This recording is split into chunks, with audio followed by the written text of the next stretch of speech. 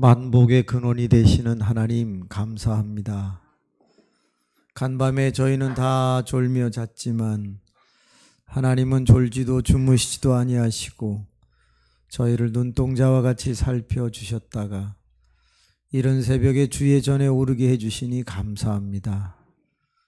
아침에 먼저 일어나셔서 식사를 준비하시는 어머님처럼 또 우리를 위하여 날마다 일찍 출근하시는 아버님처럼 하나님은 우리의 부모님이 되셔서 오늘도 우리가 어떻게 은혜 가운데 지내야 할지 장만하고 계시는 것을 느낍니다. 그러므로 겸손한 마음으로 우리가 함께 그 하나님의 사랑을 체험하는 정말 풍성한 하루가 되도록 인도하여 주옵소서. 만수 교회가 이렇게 귀한 예물을 주 앞에 올렸습니다. 온 겨우 한 사람 한 사람 남아서 드리는 분이 어디 있겠습니까? 다 믿음으로 주님 앞에 올려드리는 것이니 향연이 되게 하시고 기도가 되어 향기 되게 하옵소서. 거룩하신 아버지, 이제 말씀을 들으려고 합니다. 하나님의 말씀, 새벽에 긴 말씀은 아니지만 우리 모두가 깊이 새길 수 있도록 지혜를 주시며 열린 마음을 허락하여 주옵소서.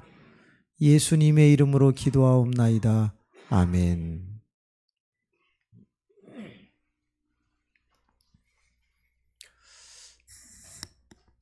사람이 죽기 전에 하는 말을 유언이라고 합니다. 그런데 유언을 길게 하는 사람도 있고 짧게 하는 사람도 있고 유서로 남기는 사람도 있죠. 사랑하는 우리 모든 교우님들은 베드로 전서를 읽을 때 유서라는 느낌을 가져보신 적이 있는지고, 베드로라고 하는 사람은 인생의 반을 업으로 살았습니다. 그리고 인생의 반을 예수님의 제자로 살았습니다. 여러분, 베드로서를 읽으면서 혹시 어부와 관계되는, 어업과 관계되는 말을 단 한 단어라도 찾아보신 적이 있습니까? 없습니다. 그러므로 그의 인생의 반, 먹고 살기 위해 달려왔던 그는 남길 만한 말이 없는 겁니다. 그래서 우리가 세상에 살아갈 때 열심히 먹고 마시고 입고 거하고 놀았던 그 모든 것들은 우리에게 추억은 될 수 있을는지 모르겠으나 사실은 그렇게 유언으로 남길 만한 내용은 못 될 수도 있다는 걸 가르쳐 줍니다. 그래도 우리는 날마다 무엇을 먹을까? 얼마나 재밌게 살까? 노후를 어떻게 즐길까? 사실 고민하는 걸 보면 정말 무의미한 일에, 유언으로 남길 수 없는 일에 우리는 관심을 두고 사는 것이 아닌가라는 성서적 가르침을 깨닫게 됩니다. 베드로 나머지 30년의 인생 속에 예수님의 마데테스, 제자로 살았는데, 제자로 살았던 이 베드로가 30년 동안 얼마나 많은 걸 배우고 얼마나 많은 기적을 보고 얼마나 많은 전도를 했을까요? 그런데 그가 이렇게 30년 살은 것을 네 글자로 뭐라고 하죠? 신앙생활이라고 합니다. 신앙생활. 그런데 그가 신앙생활 30년 하고 남긴 게 베드로 전후서입니다. 베드로 전서는요, 영적인 것과 관계가 있고 베드로 후서는 성품적인 것과 관계가 있습니다. 그래서 베드로 후서를 읽으면 그리스도인으로서 어떤 성품을 가지고 살아야 하는지, 베드로 후서 1장은 너희는 신의 성품에 참여하는 자가 되라, 이렇게 시작합니다. 1장 4절부터 그렇게 시작을 하죠. 근데 오늘은 베드로 전서입니다. 베드로 전서는 영적인 문제를 더 많이 다루고 있어요. 베드로가 30년 예수님의 제자로 살고 사역을 한 후에 유언을 남겼는데 육적으로 살았던 어부의 생활은 남길 만한 게 별로 없다. 그런데 신앙생활을 하면서 깨달은 것은 남길 것이 많은데 하나는 영적인 문제고 또 하나는 성품적인 문제다라고 정리를 해놓았어요. 그래서 오늘 본문을 내일 할 걸 오늘로 땡겨서 특별히 참여하시는 분들에게 그 유언의 말씀이 얼마나 중요한가 되새겨 보려고 먼저 증거하게 되었습니다. 그는 신앙생활은 전쟁이라고 하는 전제를 하고 우리에게 가르쳐주고 있습니다. 한번 따라하겠습니다. 신앙생활은 전쟁이다. 전쟁하는 목적은 뭐죠? 이기기 위해서 하지 지기 위해서 하는 사람은 없습니다. 신앙생활은 우리가 반드시 승리하기 위해서 하는 겁니다. 그래서 마지막까지 잘하셔야 합니다. 결국 베드로는 신앙생활은 전쟁인 것을 알고 우리에게 이길 수 있는 방법을 가르쳐 준 게 전서인 거죠. 따라서 베드로 전서는 누구에게 썼는가? 흩어진 그리스도인 형제들에게 쓴 것입니다. 따라서 우리에게도 해당이 되는데 저 영적 전쟁, 신앙생활이 전쟁인 것을 어떻게 승리할 수 있을까를 소소하게 적어놓은 이 글이 그렇게 긴 책은 아니지만 사실 읽는 사람에게는 야 이렇게 믿어야 되겠구나 하고 큰 깨달음을 주는 책인 거죠. 신앙생활은 전쟁이다. 어떤 때는요 매우 달콤하게 전쟁이 벌어집니다.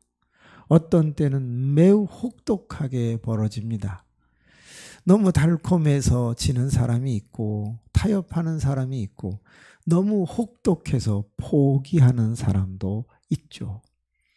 그래서 많은 사람들이 신앙생활을 하다가 그 혹독함에 못 이겨서 나는 신앙생활 못하겠어 내려놓는 사람도 있고 사탄과 마귀는 얼마나 간계하고 괴계를 잘 삼는지 그렇습니다.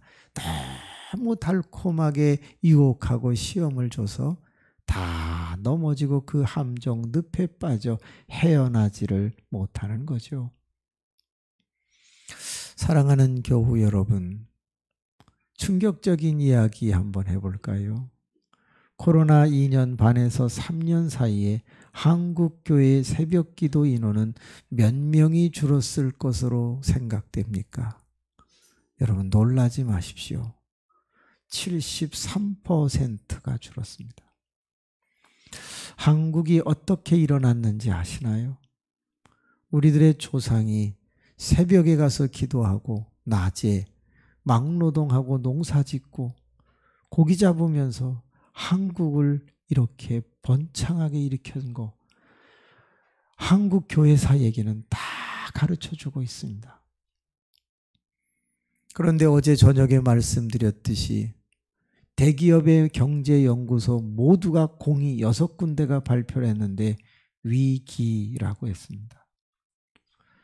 과거 1960년대 잘 살아보세 한국경제개발 5개년 계획을 세웠던 그때보다도 더 큰 위기가 찾아올 상황인데 기도하는 사람은 73%가 줄었습니다.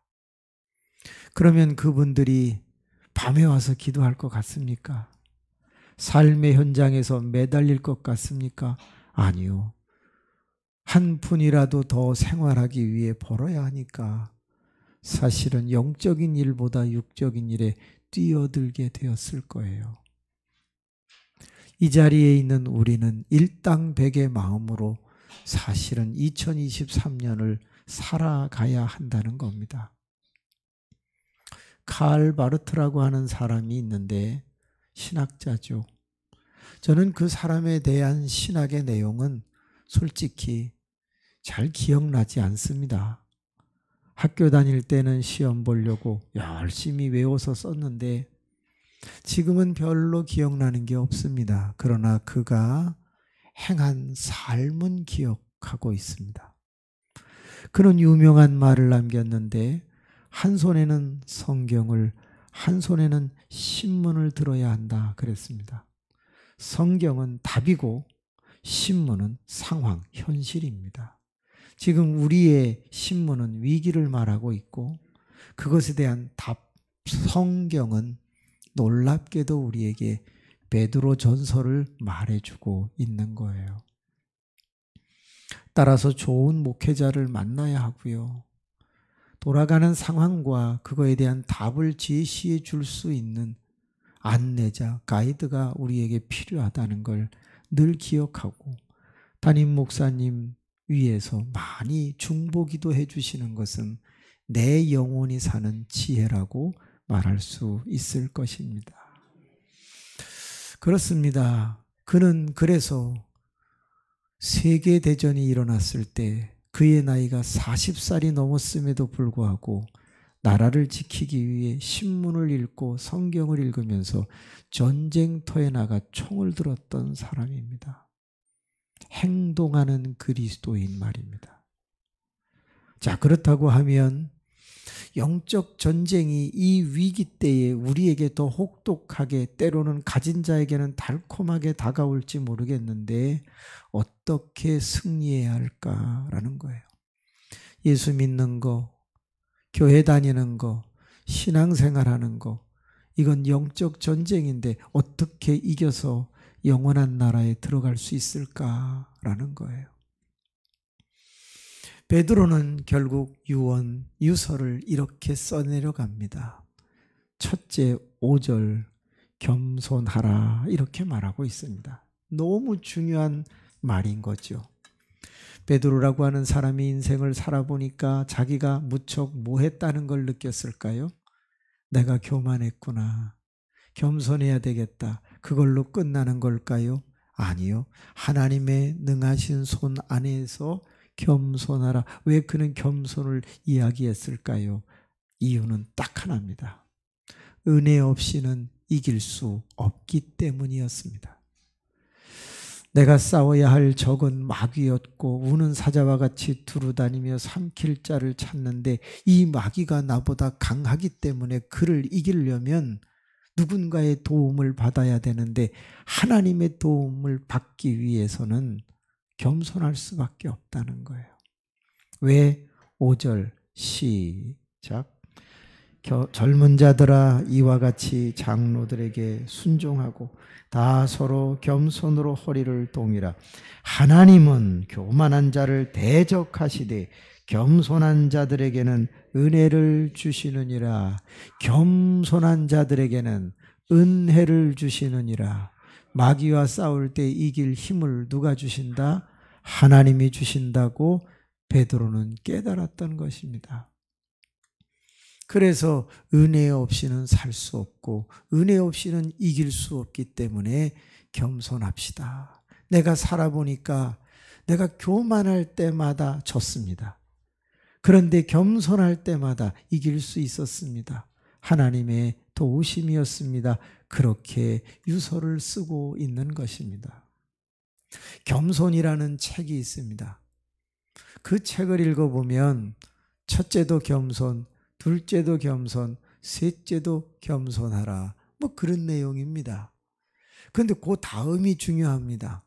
그러면 우리 그리스도인들은 어떻게 겸손할 수 있을까? 첫째, 머리를 숙이라 그랬습니다. 저는 교인들과 인사를 할 때 이렇게 인사하는 분들을 별로 좋아하지 않습니다. 어떻게 해요? 안녕하세요. 안녕하세요. 눈을 빤히 쳐다보면서 그렇게 인사하는 분들은 왠지 모르게 친한 것 같기는 한데 좀 경건한 것 같지는 않습니다. 인사는 이렇게 해야 합니다. 안녕하세요. 머리가 숙여져야 합니다. 두 번째 겸손은 어떻게 한다? 허리를 숙이라고 그 책에 말했습니다. 허리를 숙이고 인사를 하듯 우리가 삶 속에서 자주 허리를 숙일 수 있다면 그것은 겸손이 훈련되는 것이라고 했습니다. 세 번째가 마음을 숙이라라고 했습니다. 눈에 보이지 않는 마음까지 열고 낮출 수 있다면 그게 겸손이라고 말했던 것이죠. 저는 비행기를 가끔 탑니다. 외국 가기 위해서 타는 게 아니고 어디 가기 위해서 타겠습니까? 제주도 가기 위해서 탑니다. 제주도에 집회를 하러 갈 때 비행기를 타죠. 그런데 그 승무원을 보면 저는 이상하게 겸손을 느낍니다. 아시아나 배 있는데 손을 얹고 인사하는 그 아시아나 승무원들을 보면 칼은 조금 뻣뻣합니다. 이름이 칼이잖아요. 그 뻣뻣해. 아시아나는 조금 부드럽습니다. 그래서 아시아나 인사하는 자매를 제가 이렇게 보면 야, 또 방긋이 웃으면서 인사하는 그 모습을 보면 느낍니다. 이 겸손이라는 책에 나오는 것처럼 승무원들은 절대 이렇게 인사하지 않습니다. 고개를 숙이고 허리를 많이 숙입니다. 이제 그들이 마음만 숙인다면 겸손이 되는 거죠. 빙그레 웃는 모습을 보면서 마음도 숙인 것 같이 느낍니다. 그런데 공교롭게도 그 승무원들과 제가 같은 숙소에 거하게 돼서 조식을 먹으려고 식당에서 만나게 되었습니다. 저는 어저께 하도 멋있게 겸손하게 인사를 했길래 나를 기억하는 줄 알고 아유 잘 주무셨어요? 거들떠보지도 않더라고. 제가 그때 상처를 입었어요. 내가 자기들에게 찝쩍거리는 줄 아나? 아니 왜 아는 척도 씩 지나가요? 그때 느꼈어요. 여러분 엘리베이터 숙소에서 엘리베이터를 딱 타면 미국 사람들은 정말 다르더라고요. 나 그분 몰라요. 근데 그분이 씩 웃으면서 Good morning, hi. 갑자기 저는요 뭘 어떻게 해야 될지를 모르겠어.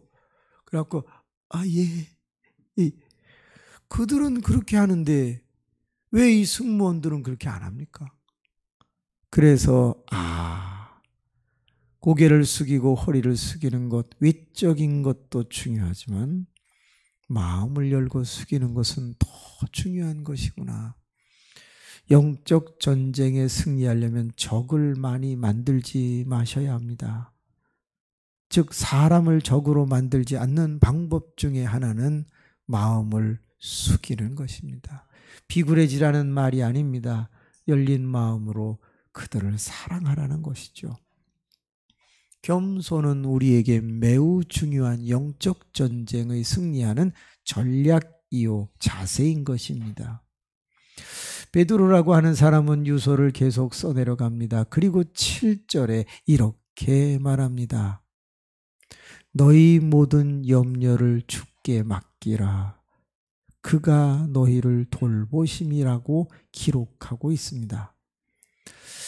여기서 여러분 너희 염려를 주께 맡기라 라고 하는 이 대목을 한번 두 글자로 바꿔보겠습니다. 염려라는 단어는 어떤 뜻일까요? 찬송가 가사에 나와 있습니다. 염려가 무엇이냐? 속에 근심, 밖에 걱정. 속에 근심, 밖에 걱정. 그게 염려입니다. 그런데 그 속에 근심, 밖에 걱정, 염려를 주께 맡기라고 그랬습니다. 개정판은 이렇게 써 있는데 요거보다 먼저 한글판에는 이렇게 써 있지 않습니다. 너희 염려를 다 주께 맡겨버리라 이렇게 되어 있습니다. 벌이라는 말이 있습니다. 헬라어 원문에 보면 이 말보다 그 말이 더 가깝습니다.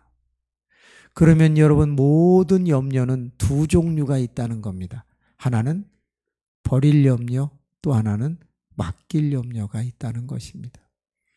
심리학자들이 말했습니다. 우리가 하고 있는 염려의 90%는 뭐다? 할 필요가 없는 염려라는 거예요. 따라합시다. 쓰레기.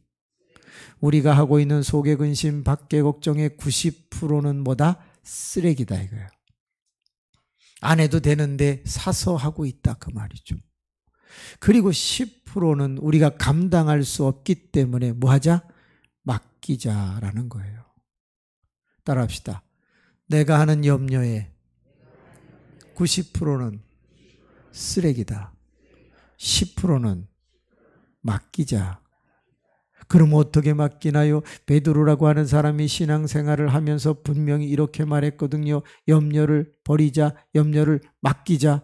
그러면 신앙생활을 더 열심히 했던 사람 중에 하나가 누구지요? 바울입니다. 바울이라고 하는 사람은 뭐라고 말했나요? 빌립보서 4장 6절에 똑같은 이야기를 하죠. 아무것도 염려하지 말고 오직 모든 일에 기도와 간구로 너희 구할 것을, 그 다음에 뭐예요? 감사함으로 아뢰라. 염려의 반대가 뭐예요? 감사라는 걸 그는 정확하게 지적해 주고 있어요. 여러분, 기쁘기 때문에 웃는 게 아니라 웃다 보면 기뻐지는 거거든요. 감사한 일이 생겼기 때문에 감사할 수도 있지만 감사하다 보면 감사할 일이 만들어지는 거거든요. 그렇기 때문에 우리는 염려거리가 있을 때 버릴 거는 버렸는데 속의 근심, 밖의 걱정, 염려거리가 남아있을 때 그때 뭐 하는 거다? 감사. 하나님 감사합니다. 하나님 감사합니다. 안 되지. 그러니까 세상 사람들은 그렇게 못 사는 거지. 근데 우리 그리스도인들은 그렇게 살 수 있게 배웠지. 그러므로 주여 아파도 감사합니다. 가난해도 감사합니다. 여러분, 감사하다고 하나님 앞에 알았는데 살아계신 하나님께서 그 말을 듣고 어떻게 가만히 계시겠어요? 야, 그 상황에서 내가 어떻게 감사를 하냐? 내가 빨리 도와줘야지. 그런 거 아닙니까? 어린아이가 등록금도 못 내고 몸도 아픈데 혹시나 부모님에게 괜찮아요. 제가 어떻게 하든지 장학금 타볼게요. 아유, 부모님 너무 고생하지 마세요. 너무 저 신경 쓰면서 그렇게 잠도 못 주무시고 애쓰지 마세요. 그런 자식이 혹 있다고 쳐봅시다. 세상에 눈 하나 빼서라도 그 자식에게 뭔가를 공급하고 싶지 않겠습니까? 저희 교인 중에 한 사람이 그러더라고요. 성전을 짓고 싶어가지고 하나님이 나에게 너무 사랑을 베푸셨는데 내가 어떻게 이 성전에 예물을 드릴까 그렇게 고민하다가 10,000원 넣은 감사헌금 봉투에다가 이렇게 썼다 그랬잖아요. 주여, 내 머리카락이 빨리 자라게 해주십시오. 내가 이것을 잘라서 가발 공장에 들여 그 받은 돈으로 예물을 드리기 원합니다. 주여, 만약에 가능하시다면 내 눈이 2개니 하나면 족함으로 하나를 누군가에게 기증하고 만약에 내가 조금이라도 감사하다는 사례를 받을 수 있다면 예물을 드리게 하소서. 주여, 내가 콩팥이 2개인데 하나를 누구에게 주고 그것으로 내가 사례를 받아 예물할 수 있다면 내가 성전을 짓게 해주십시오. 내 목표 금액은 3억입니다. 10,000원 드리는 헌금 봉투에 그렇게 썼습니다. 여러분, 나는 그 사람, 그 집사님의 그 글을 읽다가 울었고 우리 교인들도 그 헌금 봉투를 읽어줄 때 감동을 받았고 한 달 만에 13억의 헌금이 들어와 성전을 짓게 됐죠. 1,400석 5층 건물을 짓게 됐습니다. 가만히 생각해 보면 정말 우리의 삶 속에 기적은 언제 일어나는가? 그렇습니다. 감사할 때 일어납니다. 내가 도저히 지금 버는 것이 없어서 우유 배달을 하고 있던 그 사람이 내가 3억을 드릴 수 있게 해달, 어떻게 3억이 됩니까? 그분은 지금까지 3억을 하지 않았습니다. 그러나 그의 고백 하나가 세상에 온 교인의 마음을 감동시키고 그로 인해서 수십억의 성전을 지을 수 있었었죠. 가만히 생각해 보면 그렇습니다. 어차피 우리가 할 수 있는 건 염려를 하든지 아니면 차라리 감사를 하든지라는 겁니다. 여기서 유명한 말을 하나 해보겠습니다. 따라합시다. 사실을 말하지 말고 믿음을 말하라. 무슨 얘기입니까? 내가 지금 아파요. 그럼 사실을 말하면 어떻게 해야 돼요? 나 아프다, 죽겠다, 통증이 너무 심하다. 그건 팩트, 사실을 말한 게 맞아요. 그런데 그렇게 말하지 말고 믿음을 말하라고요. 아프지만 말을 바꾸는 거예요. 나는 나을 것이다. 나는 회복될 것이다. 나는 강건할 것이다. 나는 풍성해질 것이다. 내가 사실을 말하면 모든 사람이 다 그 사실 앞에서 참 미안해하고 힘들어해요. 그런데 내가 믿음을 말하면 모두가 밝아지면서 함께 기도해주고 싶은 마음이 더 생기는 거예요. 죽겠다라는 말보다 나는 주 안에서 살겠다고 말하는 게 낫다 그 말이죠. 여러분, 사실을 말하면 진실한 것 같지만 믿음을 말하면 사랑받을 수 있는 거죠. 그래서 위기의 시대를 살아가는 2023년 올 한 해 이 새벽에 나오신 우리 많은 영혼들이 사실 팩트를 말하는 진리의 삶을 사는 것보다, 진실한 삶을 사는 것보다 믿음을 말하면서 하나님께 사랑받고 감사할 일이 넘쳐나는 응답의 삶을 사는 게 낫다 그 말입니다. 그러므로 기억하십시오. 염려의 90%는 쓰레기니까 버리고 10%는 맡겼어. 맡겼으면 이제부터는 뭐 하자? 감사하며 살자라고 하는 거예요. 주여 감사합니다. 주여 감사합니다. 제가 권사님들을 좋아하는 이유가 있습니다. 권사님들은요, 입만 열으시면요, 주여 감사합니다 이런 말씀들을 잘하세요. 물론 안 하시는 권사님들도 몇 명 있긴 있어요. 팩트를 말하고 사실을 말하며 사시는 분들이 있긴 해요. 저건 성격이 더러워 이런 식으로 말하는 권사님들도 있긴 있어요. 근데 그런 분들 말고 대부분의 권사님들은 아유 목사님 감사해요. 아유 주여 허리가 아파요 주여 나을 줄로 믿습니다. 감사합니다. 그런 권사님들이 많아요. 그러다가 이제 세상 떠나시는 거거든요. 그러니까 평생 응답이 안 돼도 감사하다가 가시는 거예요. 근데 속지 마세요. 그렇게 감사한 언어도 하늘에 쌓인다는 걸 기억하세요. 많은 사람들은 재물이 좀이나 동록이 나지 않는 하늘에 쌓아도 헌금만 쌓이는 걸로 아시겠지만 헌금보다 더 중요한 것은 우리의 마음도 쌓이고 우리의 고백도 쌓이는 거예요. 마태복음을 읽어보세요. 내가 세상에서 어떤 말을 했든지 그 말을 내가 다 듣고 기억한다고 했어요. 그러므로 헛된 말을 하지 말라. 내가 나중에 반드시 그 헛된 말에 대해서 물어보고 내가 심판할 것이다 라고 했고, 그러니까 내가 물질로 쌓는 방법도 있지만 감사합니다 영광을 받으셔서 찬송으로 쌓는 건 더 귀한 거지요. 따라합시다. 감사합니다. 눈은 뜨고서 하시죠. 이쪽에 몇 분은 눈을 감고 이러지 마시고 주님 저분 눈 뜨게 하여 주옵소서. 감사합니다. 옆 사람 보세요. 세수하고 왔나 안 왔나. 네, 그리고 그분에게 인사하세요. 우리 감사하며 삽시다. 우리가 늘 해야 되는 거 있죠? 따라합시다. 너나 잘하세요. 이걸 꼭 해야지 되는 거야. 시간이 다 돼서 마치도록 하겠습니다. 항상 출근하시고 해야 되니까 6시 10분경에 제가 마치게 되는데 꼭 기억하세요. 첫째는 겸손. 오늘도 겸손해서 은혜를 얻으시기를 바랍니다. 오늘도 염려하지 말고 감사해서 하나님의 감동을 사실 수 있기를 바랍니다. 여러분, 염려는요 의심이거든요. 그런데 감사는요 믿음이거든요. 그래서 하나님이 역사하실 것을 믿으면 감사합니다. 이렇게 살아가는 거거든요. 그리고 영적 이 전쟁에서 승리하시기를 원하면 세 번째 해야 되는 게 9절에 있습니다. 시작. 너희는 믿음을 굳건하게 하여 그를 대적하라. 세 번째가 뭐냐? 대적입니다.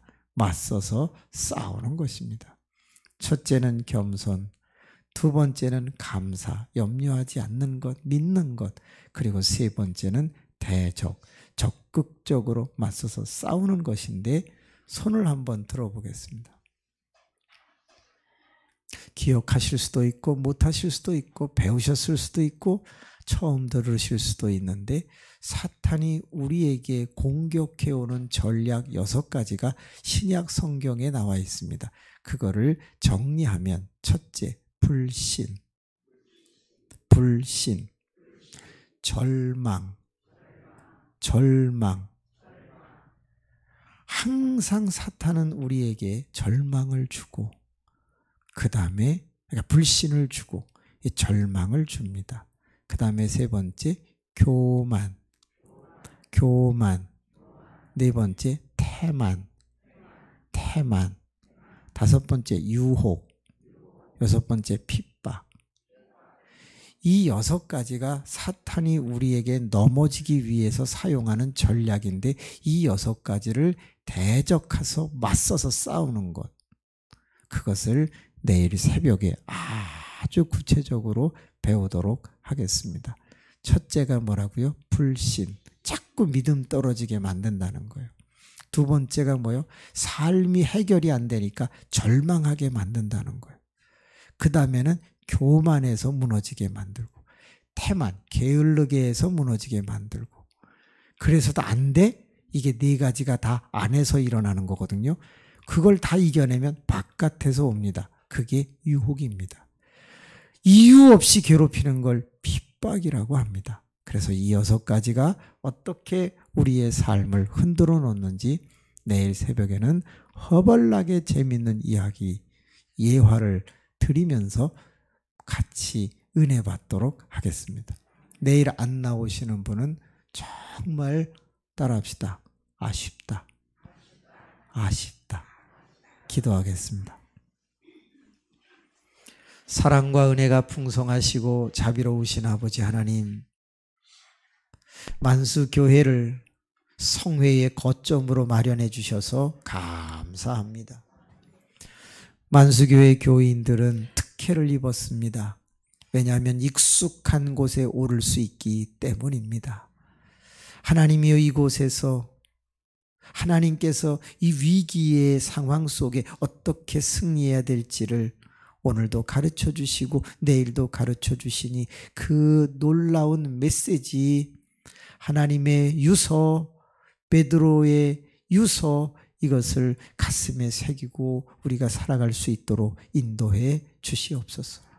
내가 승리하면 우리 가족이 다 승리할 것이고, 내가 승리하면 내가 다니는 직장도 승리할 줄로 믿습니다. 내가 다니는 교회는 나로 인하여 부흥하게 될 것이고 왕성하고 흥왕할 줄로 믿습니다. 모든 것은 나에게 달려 싸우니 주님, 내가 반드시 강한 군사가 되게 하여 주옵소서. 사랑하는 교우 여러분, 6시 10분이 이제 되었습니다. 자유롭게 5분 이상 10분 이상 기도하시다가 귀가하시고 오늘 저녁에는 뜨거운 재미있는 복된 말씀, 하나님이 주신 음성 같이 듣도록 하겠습니다. 주님을 한번 부르고 주악에 맞춰서 자유롭게 기도하시다가 귀가하시고 저녁에 만납니다. 주님